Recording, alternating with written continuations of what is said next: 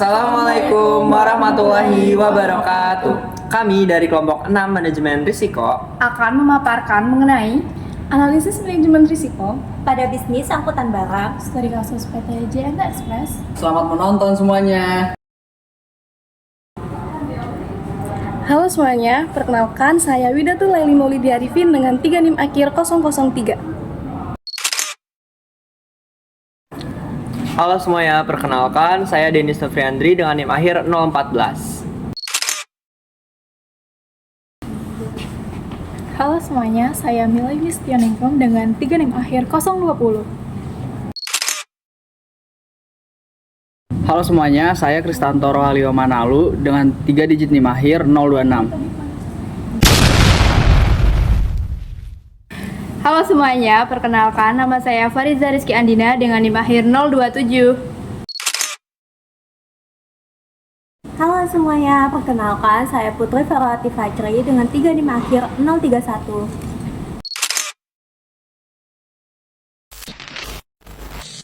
Oke, di sini saya akan menjelaskan latar belakang industri. Nah, bisnis angkutan barang merupakan tulang punggung distribusi dalam era digital dan pertumbuhan e-commerce yang sangat cepat di Indonesia. Nah, industri ini menghadapi berbagai tantangan dan risiko yang kompleks, mulai dari volume pengiriman yang tinggi, kondisi geografis yang beragam, hingga persaingan yang cukup ketat. Nah, oleh karena itu, analisis risiko menjadi sangat penting untuk menjaga kelancaran operasional serta keberlanjutan sebuah bisnis.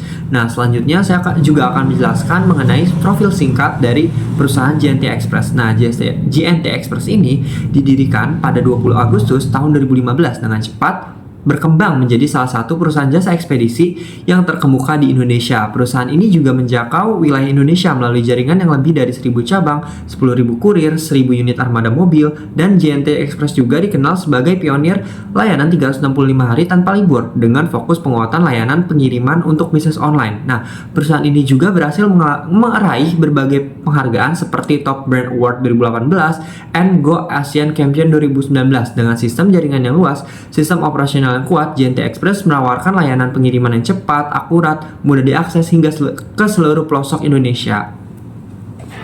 Pada slide ini saya akan menjelaskan mengenai identifikasi resiko internal yang terjadi dalam operasional JNT Express. Nah, resiko internal merupakan resiko yang timbul dari dalam perusahaan itu sendiri. Di antaranya terkait dengan cara kerja sistem yang ada dalam perusahaan serta sumber daya manusia yang ada di dalamnya. Nah, perusahaan itu perlu mengidentifikasi resiko-resiko internalnya untuk mengetahui bagian-bagian mana saja yang berpotensi menghambat kegiatan operasionalnya, terutama dalam bisnis angkutan barang ini terkait dengan pengiriman. Nah, identifikasi resiko internal yang pertama itu ada di resiko finansial atau keuangan terkait dengan salah satunya resiko pada sistem pembayaran COD. Nah, jika sistem pembayaran cash on delivery pada perusahaan itu tidak diawasi dengan ketat, maka berpotensi terjadi selisih setoran yang nantinya juga mempengaruhi pendapatan bagi perusahaan. Kemudian yang kedua, adanya resiko pencatatan keuangan yang kurang teliti. Nah, ketidakakuratan dalam pencatatan baik karena human error maupun kurangnya evaluasi juga dapat mengganggu integritas dari laporan keuangan perusahaan. Kemudian yang terakhir dalam resiko finansial itu terkait dengan biaya operasional yang membengkak. Nah, hal ini tuh biasanya terjadi apabila kendaraan yang digunakan itu tidak dirawat secara rutin ataupun rute yang dilalui pada saat proses pengiriman itu tidak efektif atau tidak direncanakan dengan optimal sehingga biaya bahan bakar serta perawatan kendaraan itu meningkat yang menimbulkan biaya operasional pada perusahaan itu meningkat pula.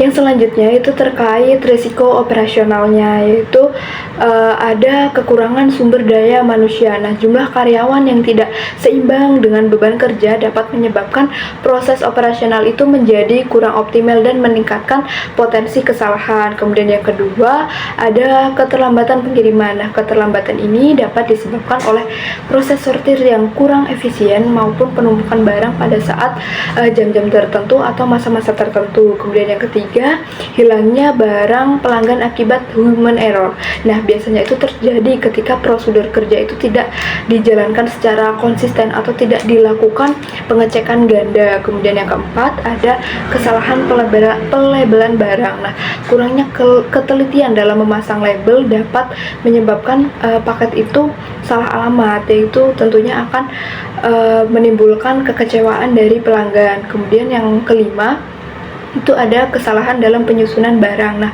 penataan barang yang tidak tepat, baik itu pada saat di gudang maupun di kendaraan, dapat menyebabkan kerusakan maupun tertukarnya paket.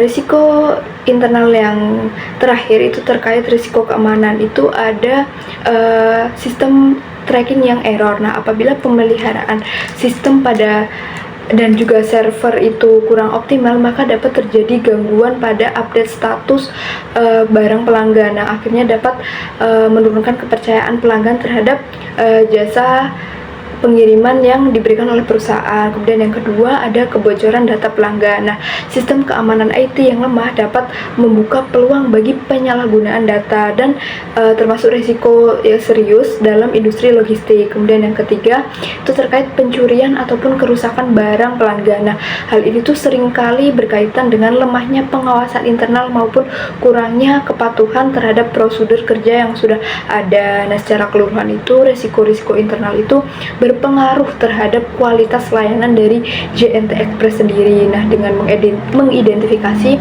risiko internal secara detail, nah perusahaan nantinya diharapkan dapat menyusun strategi mitigasi yang tepat serta melakukan evaluasi prosedur kerja yang nantinya dapat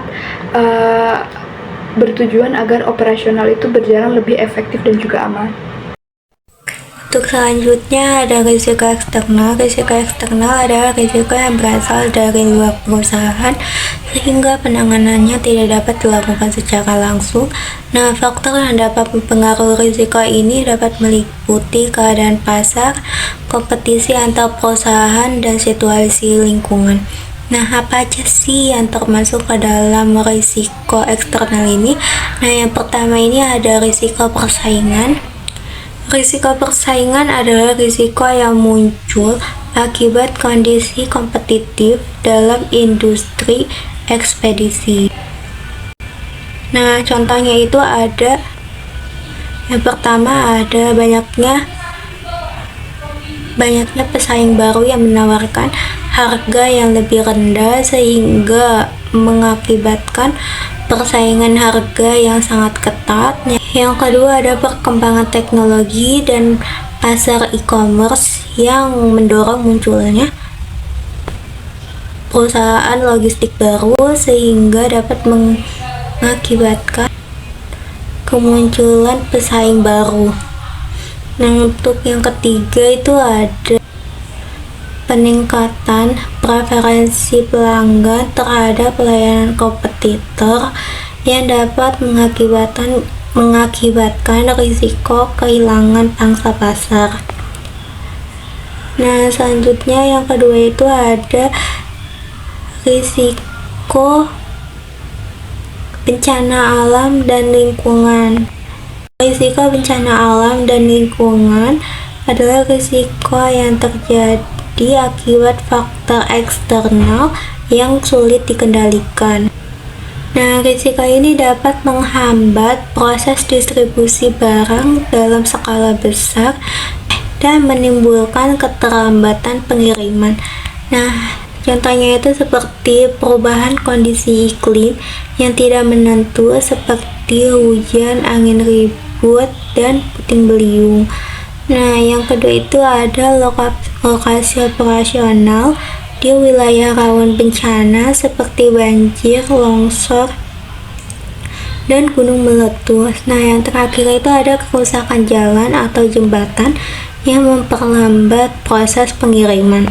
Nah, apa aja sih dampak potensial pada operasional? Nah, yang pertama itu ada keterlambatan pengiriman. Nah, yang kedua itu ada peningkatan biaya operasional. Yang ketiga ada penurunan kepercayaan pelanggan.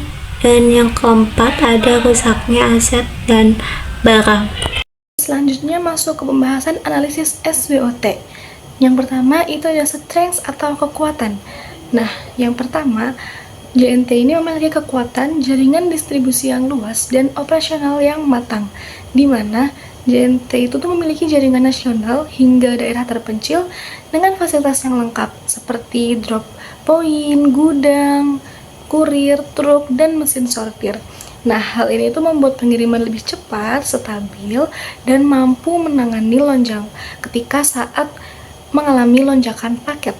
Nah, strength atau kekuatan yang kedua itu adanya standar operasional dan layanan yang telah dikenal di pasar serta reputasi yang cukup baik sebagai perusahaan ekspedisi. Nah, jadi PT JNT Express ini tuh memiliki standar operasional yang jelas dan terstruktur, mulai dari proses penerimaan paket, penyortiran, pemindaian dengan barcode scanner, hingga distribusi antar cabang atau antar pusat. Nah, prosedur yang tertata ini itu tuh membantu menjaga konsistensi kualitas layanan serta mengurangi potensi kesalahan selama proses pengiriman. Di sisi lain, JNT juga telah membangun citra yang cukup kuat sebagai jasa ekspedisi yang cepat, mudah diakses, dan tanggap terhadap kebutuhan pelanggan. Nah, reputasi tersebut itu membuat banyak pengguna, khususnya pelanggan e-commerce, merasa lebih percaya dan nyaman menggunakan layanan pengiriman JNT karena dinilai stabil dan dapat diandalkan. Nah, lalu strength atau kekuatan yang ketiga yaitu pemanfaatan teknologi untuk mendukung transparansi dan efisiensi layanan. Nah, JNT menggunakan teknologi yang cukup maju dalam operasionalnya, terutama sistem tracking yang dapat memudahkan pelanggan memantau posisi paket secara real time.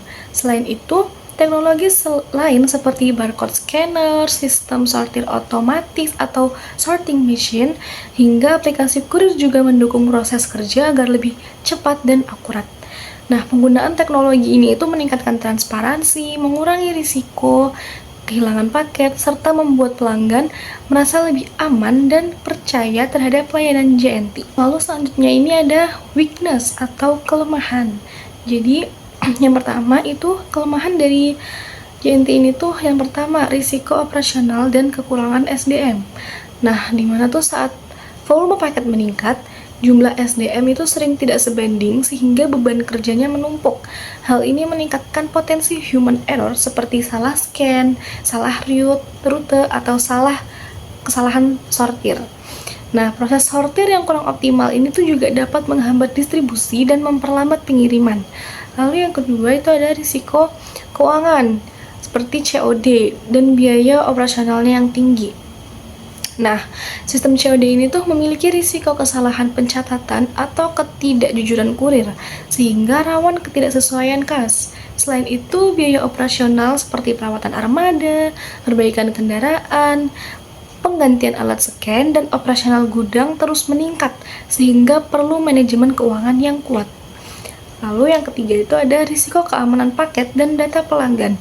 Nah, paket itu bisa mengalami kerusakan atau pencurian jika pengawasannya itu kurang baik. Dari sisi digital, kebocoran data pelanggan juga bisa menjadi ancaman serius. Error pada sistem tracking seperti data terlambat terupdate bisa menurunkan kepercayaan pelanggan. Nah, weakness yang terakhir itu adanya kurangnya ketelitian dalam operasional dan pengelolaan data. Nah, di mana proses scan, sortir, hingga pencatatan laporan yang tidak teliti itu dapat menyebabkan paket hilang, terselip, atau bahkan salah tujuan. Nah, pada administrasi, kesalahan laporan COD atau dokumen pengiriman dapat mengacaukan pelacakan dan memperbesar risiko kehilangan barang. Selanjutnya adalah opportunities atau peluang. Yang pertama itu adanya pertumbuhan e-commerce yang sangat pesat. Nah, di mana kenaikan transaksi online itu menciptakan peluang besar untuk menambah volume pengiriman. Dengan teknologi tracking dan mesin sortir, JNT bisa mengelola volume besar secara efisien dan menjadi pilihan utama konsumen. Lalu yang kedua adanya inovasi teknologi yang mendukung efisiensi. Nah, perkembangan teknologi seperti sistem penyortiran lebih cepat, aplikasi kurir yang lebih akurat, dan manajemen data digital membuka peluang bagi JNT untuk mengurangi risiko kesalahan dan mempercepat proses operasionalnya. Lalu yang ketiga itu ada pelatihan SDM untuk memperkuat kualitas layanan. Nah, dengan meningkatkan kemampuan karyawan dalam mengikuti SOP dan menggunakan teknologi, JNT dapat memberikan layanan yang lebih cepat, lebih teliti, dan lebih konsisten. Hal ini dapat meningkatkan kepercayaan pelanggan dalam jangka panjang. Lalu selanjutnya yang opportunities yang terakhir yaitu kerjasama dengan marketplace besar, seperti kolaborasi dengan platform seperti Shopee, Tokopedia, dan TikTok Shop berpotensi menambah jumlah paket yang stabil setiap harinya. Teknologi tracking dan sistem sortir JNT bisa menjadi nilai tambah bagi e-commerce besar untuk menjalin kerjasama yang strategis. Oke, lalu selanjutnya itu ada threats atau ancaman. Yang pertama itu persaingan harga dan banyaknya pemain baru, di mana industri logistik itu kan semakin kompetitif. Nah, banyak ekspedisi lain yang menawarkan biaya murah dan layanan yang cepat, sehingga JNT ini tuh harus dituntut untuk terus meningkatkan efisiensi agar tidak kalah bersaing. Nah, kalau tidak adaptif, JNT ini bisa kehilangan pangsa pasar. Oke. Ancaman yang kedua yaitu inovasi pesaing yang lebih cepat, di mana beberapa kompetitor itu mengembangkan teknologi sortir yang lebih cepat, fitur tracking yang lebih detail, atau layanan customer service yang berbasis AI. Nah, jika JNT ini tuh tidak terus berinovasi dan menjaga kualitas SOP, pelanggan tuh bisa beralih ke layanan lain yang dianggap lebih unggul gitu. Oke, terus yang ketiga, adanya cuaca ekstrim dan kondisi lingkungan. Nah, seperti banjir, longsor, atau infrastruktur yang rusak bisa mengganggu pergerakan kurir dan distribusi antar gudang. Kondisi ini tuh dapat menyebabkan keterlambatan dan memengaruhi kepuasan pelanggan. Oke, ancaman yang terakhir yaitu ancaman keamanan data dan barang, di mana tanpa pembaruan sistem secara berkala, risiko serangan cyber dan kebocoran data itu dapat meningkat. Selain itu, kurangnya pengawasan dapat memicu paket hilang atau salah penanganan yang dapat merusak reputasi perusahaan.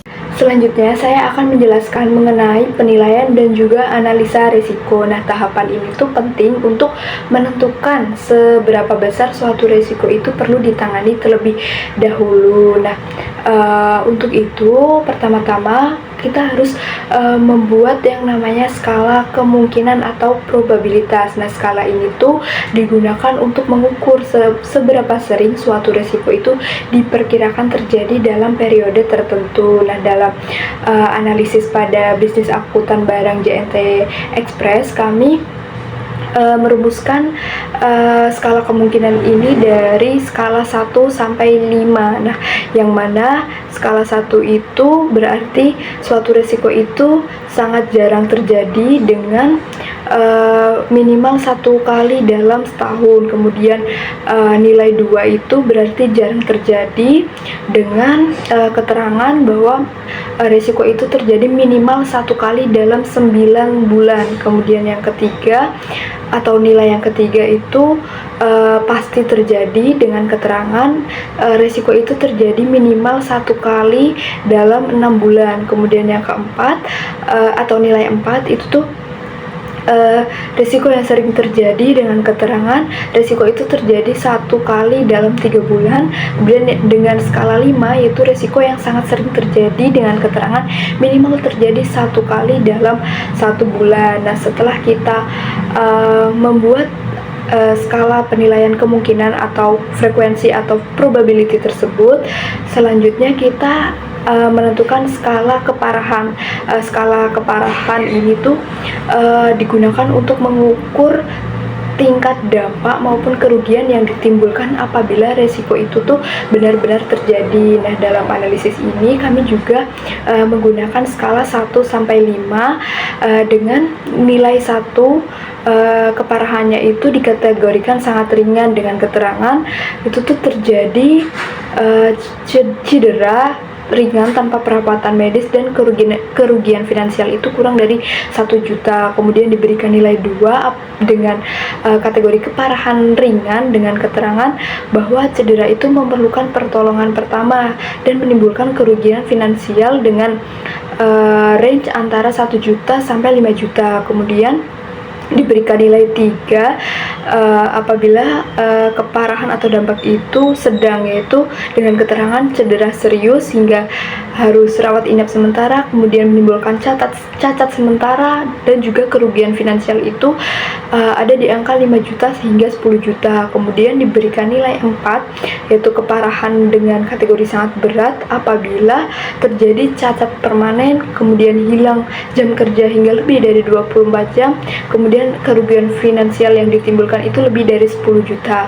Kemudian yang terakhir itu adalah di nilai 5 atau skala 5 itu dengan kategori sangat berat apabila terjadi kematian yang tidak berhubungan sama sekali dengan penyakit yang mendasar dan kerugian finansial lebih dari 50 juta rupiah. Nah, dengan mengetahui skala ini, yaitu skala keparahan, nah itu tuh kita bisa tahu mana nih resiko yang memiliki konsekuensi paling besar jika tidak ditangani. Nah, kemudian setelah kita menentukan 2 skala tersebut, kita tuh harus menghitung yang namanya tingkat resiko dengan cara mengalihkan antara nilai di skala frekuensi dengan di skala dampak. Nah, itu tuh hasil kalinya kemudian digunakan untuk memetakan risiko ke dalam matrik risiko, sehingga kita nantinya dapat melihat prioritas mana nih yang harus ditangani lebih dahulu. Oke, pada slide ini saya akan menjelaskan mengenai hasil penilaian risiko yang telah diidentifikasi dari operasional JNT Express berdasarkan data kasus dan juga tren pada tahun 2023 hingga 2025. Nah, penilaian ini tuh dilakukan dengan mengalihkan nilai probability dengan severity atau nilai frekuensi dengan keparahan, sehingga menghasilkan skor tingkat risiko yang dapat digunakan untuk menentukan prioritas penanganan. Nah, selanjutnya seluruh risiko itu dikelompokkan berdasarkan warna tingkat risikonya, yaitu ada kategori sangat rendah dengan warna biru, kategori rendah dengan warna hijau, kemudian kategori sedang dengan warna kuning, kategori tinggi dengan warna jingga, dan yang terakhir kategori sangat tinggi dengan warna merah. Nah, kami mengidentifikasikan ada 15 resiko yang ada pada operasional JNT Express. Nah, kami mengelompokkan resiko-resiko tersebut berdasarkan tingkatan warnanya tadi ya. Nah, yang pertama dari tingkatan dengan skor sangat rendah atau kategori sangat rendah, yaitu di angka 1 sampai 5. Pada kategori ini tuh kita tidak menemukan resiko yang ada atau sesuai dengan ketentuan di skala ini. Nah, jadi menunjukkan bahwa resiko operasional di JNT Express ini memiliki tingkat urgensi itu minimal pada titik rendah, bukan sangat rendah. Nah, kemudian untuk di risiko rendah dengan skala 6 sampai 8 yang ada pada warna hijau itu tuh maksudnya memiliki dampak minimal dan juga frekuensi kejadian rendah, namun tetap perlu dipantau agar tidak berkembang menjadi masalah yang lebih besar. Nah, risiko yang ada dalam kategori ini tuh ada risiko R5 dan juga R8. R5 itu terkait pencatatan keuangan yang buruk, kemudian R8 terkait kebocoran data pelanggan. Nah, kemudian yang ketiga terkait risiko sedang dengan skor 9 sampai 12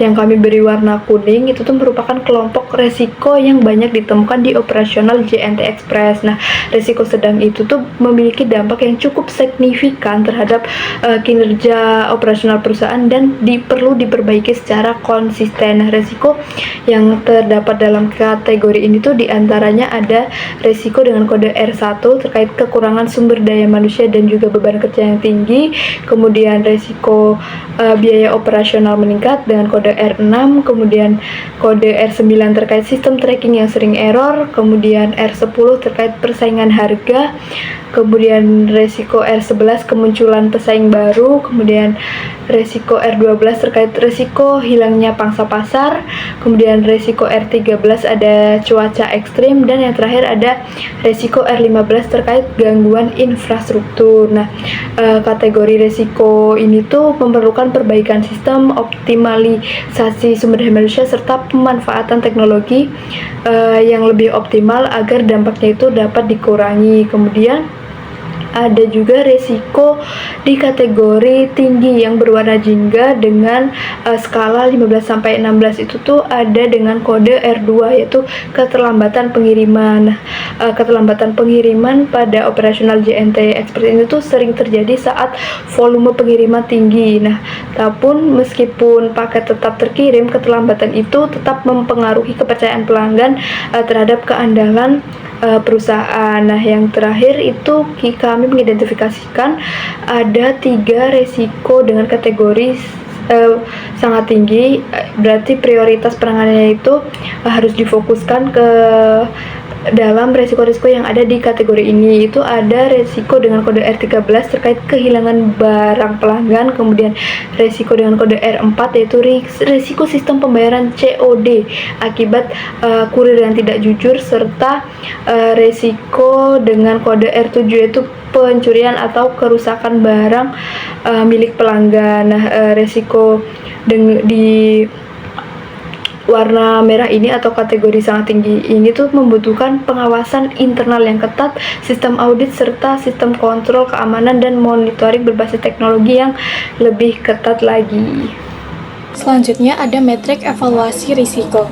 Nah, dari slide sebelumnya itu telah diketahui hasil dari penilaian risiko pada PT JNT Express. Nah, langkah selanjutnya adalah memasukkan hasil tersebut ke dalam metrik evaluasi risiko. Nah, metrik ini tuh isinya ada 2. Yang pertama ada probability dengan range 1-5, yang dimana 1 itu artinya adalah sangat jarang, kemudian 2 itu jarang, 3 pasti terjadi, 4 sering, dan 5 sangat sering. Kemudian ada juga severity yang range-nya itu juga sama, ada 1-5. 1 itu mencerminkan arti sangat ringan, kemudian 2 itu ringan, 3 itu sedang, 4 berat, dan 5 sangat berat. Kemudian ada strategi mitigasi risiko prioritas sangat tinggi. Nah, risiko yang pertama itu ada risiko hilangnya barang pelanggan atau human error. Untuk saran pengelolaannya sendiri itu ada melakukan eliminasi human error melalui otomasi, pengawasan ketat, dan juga peningkatan akuntabilitas karyawan. Lalu bagaimana langkah-langkahnya? Langkah-langkahnya adalah yang pertama itu menerapkan scan barcode ganda dan juga memasang CCTV di semua area. Kemudian membuat SOP ketat dengan checklist dan juga tanggung jawab pribadi. Lalu melakukan audit harian paket serta pelatihan rutin dengan sistem reward dan sanksi tegas sebagai punishment. Untuk risiko selanjutnya itu ada risiko pencurian dan kerusakan barang pelanggan. Nah, saran pengelolaannya sendiri itu ada isolasi, kemudian barrier, dan pengawasan berlapis. Lalu pisahkan barang bernilai tinggi dengan sistem keamanan ekstra dan batasi akses dari karyawan. Kemudian langkah-langkahnya adalah memisahkan area penyimpanan barang mahal dengan akses terbatas dan juga sistem kartu akses. Lalu gunakan kemasan tambahan dengan segel khusus dan pasang CCTV 24 jam di semua area. Lalu selanjutnya buat prosedur khusus barang berharga serta pasang GPS tracker untuk paket yang bernilai tinggi. Untuk risiko ketiga itu ada risiko sistem pembayaran COD karena kurir tidak jujur. Untuk saran pengelolaan itu bisa dilakukan digital payment untuk mengurangi cash handling dan mengasuransikan risiko kecurangan. Kemudian lakukan pengawasan ketat dan juga akuntabilitas secara real time. Untuk langkah-langkahnya itu bisa membuat aplikasi COD digital yang terhubung dengan sistem pusat dan GPS untuk merekam transaksi, kemudian mewajibkan penyetoran harian dengan audit mendadak, lalu lakukan background check ketat, kemudian membeli asuransi Fidelity pun, dan memberikan sanksi tegas berupa PHK serta tuntutan hukum. Kemudian ada risiko yang keempat, itu ada risiko keterlambatan pengiriman. Untuk saran pengelolaannya adalah meningkatkan efisiensi sortir dan juga distribusi, kemudian menggunakan teknologi untuk optimasi rute, dan meningkatkan kapasitas saat peak season. Langkah-langkahnya adalah melakukan upgrade mesin sortir dan juga gunakan AI untuk optimasi rute kurir. Lalu buat sistem antrian digital di gudang untuk menghindari penumpukan, mengatur jadwal shift fleksibel, kemudian rekrut karyawan saat musim ramai, lalu berikan pelatihan dan insentif untuk tim yang tepat waktu. Dan risiko yang terakhir itu ada risiko kehilangan pangsa pasar. Untuk saran pengelolaannya adalah melakukan customer retention dan service improvement dengan feedback pelanggan dan perbaiki celah layanan secara konsisten. Untuk langkah-langkahnya adalah melakukan survei kepuasan pelanggan secara berkala dan menangani keluhan dengan cepat, lalu membuat program retensi dengan reward dan layanan personalisasi untuk VIP, lalu berkomunikasi secara proaktif, menciptakan keunggulan teknologi, dan juga melakukan riset pasar dengan memantau Net Promoter Score. Baik, selanjutnya saya akan menjelaskan mengenai kebijakan pengendalian risiko yang diterapkan oleh perusahaan, khususnya pada bidang operasional jasa pengiriman, di mana kebijakan ini disusun untuk memastikan setiap risiko dapat dikendalikan secara konsisten dan sesuai dengan peraturan yang berlaku. Adapun kebijakan tersebut, yang pertama adalah dari segi aspek operasional dan penggunaan armada. Dalam hal ini, perusahaan berpedoman pada Undang-Undang Nomor 22 Tahun 2009 tentang lalu lintas dan angkutan jalan, di mana aturan ini mengatur kelayakan kendaraan, keselamatan pengemudi, serta standar operasional transportasi yang wajib dipenuhi setiap perusahaan jasa pengiriman.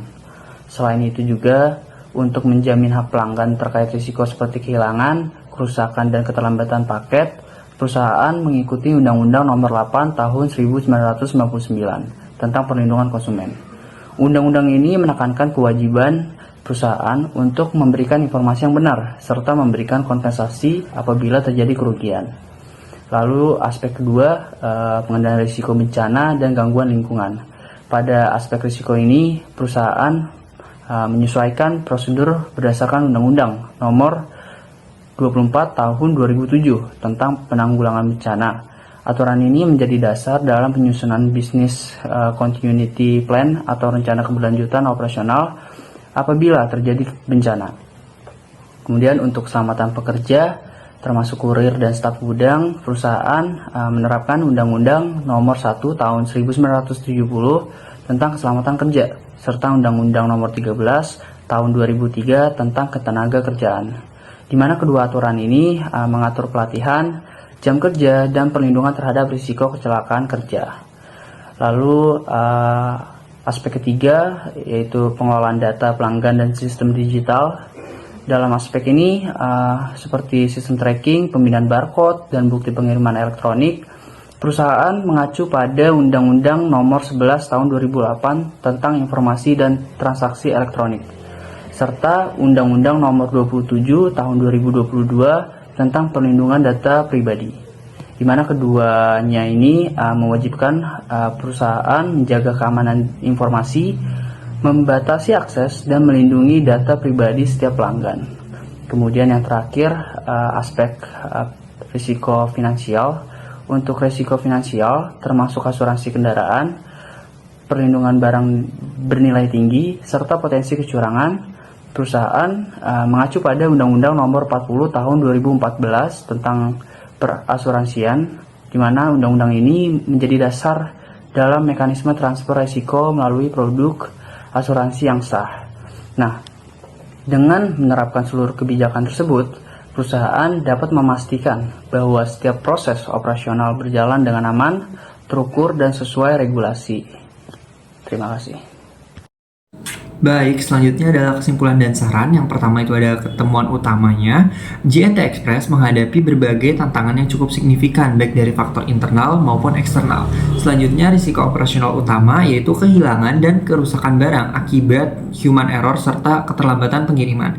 Selanjutnya itu risiko finansial terkait sistem pembayaran COD dan risiko keamanan data pelanggan yang memerlukan penanganan serius. Selanjutnya itu ada risiko prioritas tinggi yang dimana PT JNT Express ini harus segera menanganinya dengan cepat, yaitu pertama itu hilangnya barang pelanggan. Contohnya saya sendiri pernah mengalami hal tersebut saat memesan barang. Selanjutnya sistem pembayaran COD, dan yang terakhir itu adalah pencurian dan kerusakan barang. Oke, baik, selanjutnya ada rekomendasi dari kelompok kami. Yang pertama itu peningkatan sistem pengawasan dan teknologi, yaitu dengan menerapkan scan barcode ganda, CCTV, dan sistem tracking yang lebih handal. Selanjutnya itu optimalisasi proses operasional, yaitu rute planning berbasis AI dan upgrade dengan mesin sortir yang dan efisiensi yang lebih tinggi. Selanjutnya investasi pada SDM, yaitu dengan latihan berkelanjutan dan perencanaan supaya tenaga kerja diharapkan menjadi lebih baik. Selanjutnya terakhir ada kepatuhan regulasi, yaitu mematuhi terkait